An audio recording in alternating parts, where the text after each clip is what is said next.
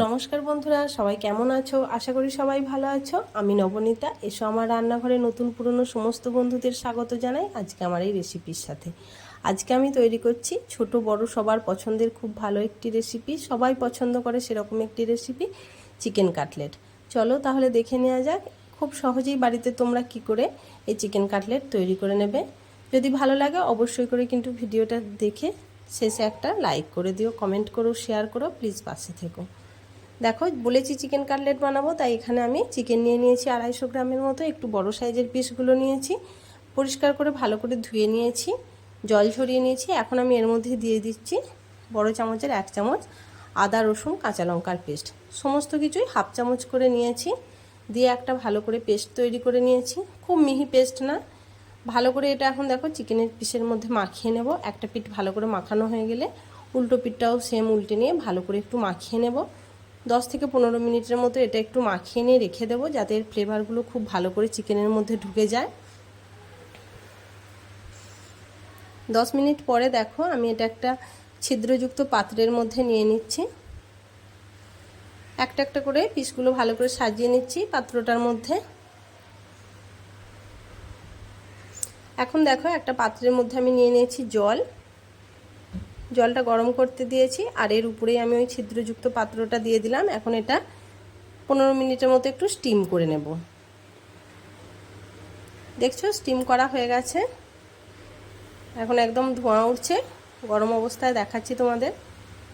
দেখছো খুব ভালো করে এটা স্টিম করা হয়ে গেছে। এখন দেখো একটা ফ্রাইং প্যানের মধ্যে আমি কিছু মশলা নিয়েছি, এগুলো একটু ড্রাই রোস্ট করে নেব। নিয়েছি সমস্ত কিছু শুকনো মশলা, ধনে, সমস্তই গোটা মশলা নিয়েছি। গোটা জিরে, গোটা ধনে, জিরে, গোলমরিচ, এলাচ, দারচিনি, একটা শুকনো লঙ্কা, জায়ফল, আর তার সাথে দিয়েছি অল্প করে একটু লবণ। খুব ভালো করে এটা আমি রোস্ট করে নিয়ে ঠান্ডা করে মিক্সির জারের মধ্যে একটা মিহি পেস্ট তৈরি করে নিয়েছি, ডাস্ট তৈরি করে নিয়েছি ওটা। আর এখানে চিকেনটাও আমার অনেকটাই ঠান্ডা হয়ে গেছে, এগুলো এখন হাড় থেকে একটু ছাড়িয়ে নিচ্ছি। চিকেনটা খুব ভালো করে হাড় থেকে ছাড়িয়ে নিয়ে আঙুল দিয়ে একটু ভালো করে একটু ঝুরঝুরে তৈরি করে নিতে হবে আর কি। দেখছো এরকমভাবে একটু করে বেশ ঝুরঝুরে মতন আমি তৈরি করে নিয়েছি। এখন আমি এর সাথে দিয়ে দিচ্ছি কয়েকটা আলু, গোটা আলু, এগুলো ছোটো সাইজের আলু, তাই আমি গোটা গোটা সিদ্ধ করে নিয়েছি। এখন এই আলুগুলো একটু চটকে এর সাথে মেখে নিচ্ছি। এখন দেখো ওই যে ভাজা মশলাটা ডাস্ট করে রেখেছিলাম ওটা দিয়ে দিলাম।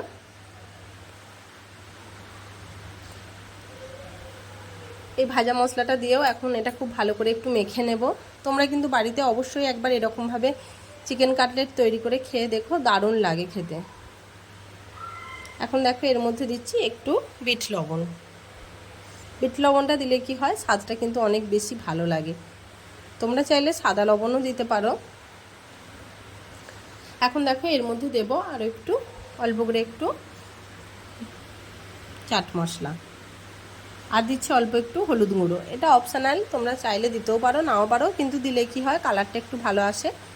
সমস্ত মশলা এখন ভালো করে মেখে নেব, খুব সুন্দরভাবে একটু মেখে নিতে হবে। দেখো পুরটা কিন্তু একদম রেডি হয়ে গেছে, দেখছো কত সুন্দর দেখতে হয়েছে। এবার আমরা কাটলেটগুলো তৈরি করার জন্য আর যে উপকরণগুলো লাগবে সেগুলো একটু দেখিয়ে নিই চলো। এখানে দেখো একটা বাটির মধ্যে আমি একটা ডিম নিয়ে নিলাম, আর ওর মধ্যে দিয়ে দিলাম 1 চামচ একটু ময়দা, একটু যাতে ডিমটা একটু মোটা হয়ে যায়। তাই দেখো এটা তৈরি হয়ে গেছে, ভালো করে গুলিয়ে নিয়েছি।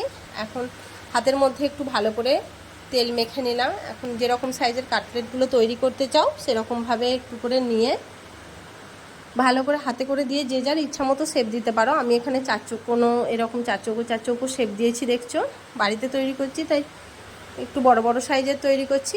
প্রথমে দেখো এটা ময়দার মধ্যে কোট করে নিচ্ছি, ভালো করে কিন্তু করতে হবে কোটটা। ময়দাটা ভালো করে মাখিয়ে নিয়ে এবার আমি এটা ডিমের গোল্লার মধ্যে ডুবিয়ে নিচ্ছি। আমি দুটো হাত আসলে একসঙ্গে ইউজ করতে পারি না, তাই এক হাত দিয়েই করছি। এরপর দেখো এটা ব্রেড ক্রাম্বসের মধ্যে ভালো করে কিন্তু একটু চেপে চেপে কোট করতে হবে। দেখছো এরকম সুন্দর করে সমস্ত কাটলেটগুলো আমি তৈরি করে নিয়ে ফিরে আসছি তোমাদের সামনে। দেখো তৈরি হয়ে গেছে আমার সমস্ত কাটলেট, কিন্তু দেখছো অবশ্যই করে বন্ধুরা, যদি তোমাদের এই ভিডিওটা ভালো লাগে আমার চ্যানেলটা প্লিজ সাবস্ক্রাইব করে আমার পাশে থেকো, লাইক কমেন্ট শেয়ার করো। আর ভিডিওটা দেখে কিন্তু শেষে একটি কমেন্টে অবশ্যই আমাকে জানিয়ে যেও তোমাদের কেমন লাগলো আজকের এই রেসিপি। এবার দেখো, এগুলো আর কিছুই না, তেল গরম করব আর ভেজে নেব। এক এক করে গরম তেলের মধ্যে ছেড়ে দিচ্ছি। যদি হাত দিয়ে ছাড়তে অবশ্যই হয়, তাহলে আমার মতন এরকম কিন্তু খুন্তি দিয়ে দিয়ে আস্তে আস্তে ছাড়তে পারো। একটু খুব বেশি কিন্তু ফ্লেমে এটা ভাজা চলবে না, একটু মিডিয়াম টু লো ফ্লেমে এগুলোকে আস্তে আস্তে একটু গোল্ডেন ব্রাউন কালার করে ভেজে নিতে হবে। এবার এটা সন্ধ্যাবেলায় তুমি চা বা যে কোনো শুধু মুখেও খেতে পারো, খুব ভালো লাগে খেতে। অবশ্যই করে আমাকে কমেন্টে কিন্তু জানাবে তোমাদের আজকের এই রেসিপিটা কেমন লাগলো। দেখছো কাটলেটগুলো ভাজার সাথে সাথে কত বেশি ফুলে উঠেছে, দেখে বুঝতে পারছো, দেখেই নিশ্চয়ই বুঝতে পারা যাচ্ছে যে কত সুন্দর খেতে হবে। হ্যাঁ, দারুণ খেতে হয়। অবশ্যই করে কিন্তু বাড়িতে একবার ট্রাই করো। হয়ে গেছে আজকে আমাদের চিকেন কাটলেট। আজকের মতো এখানেই আসি বন্ধুরা, পরের দিন আসছি আরও একটা নতুন কোনো রেসিপির সাথে। ততক্ষণ পর্যন্ত সবাই ভালো থাকবে, সুস্থ থাকবে, নিজের শরীরের খেয়াল রাখবে, আর অবশ্যই করে আমার রেসিপি দেখবে, আমার চ্যানেলটা সাবস্ক্রাইব করে রেখো। আজকের মতো এখানেই আসি, টাটা।